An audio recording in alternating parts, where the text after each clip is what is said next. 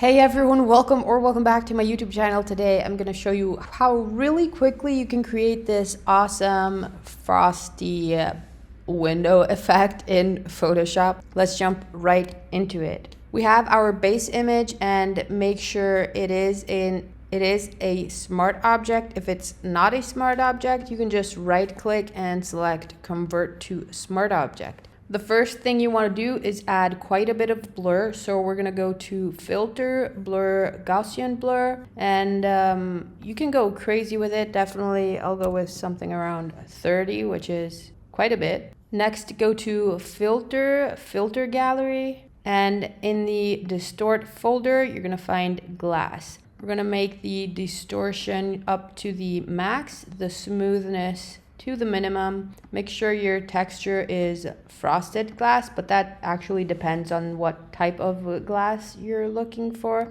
You can obviously change the texture according to what type of glass you want. In this tutorial, we're going to go with a frosted one, and we're going to adjust the scaling till the frostiness is pretty visible. So I'll say something like 110 and press OK. Now we're basically done already. That's all there is to it. The last thing you want to do is just click on the Smart Filters layer mask. You can now grab a brush tool.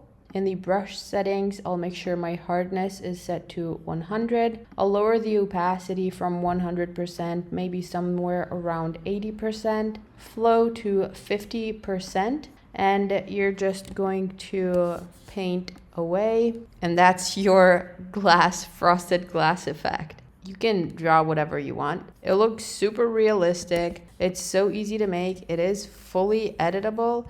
If you mess up, you can just refill your mask with white to delete it. But it's so easy and so cool. Anyways, I hope you guys enjoyed this tutorial. Feel free to comment down below if you have any tutorial requests or suggestions. Thanks so much for watching again. I love you guys, and I'll see you soon. Bye.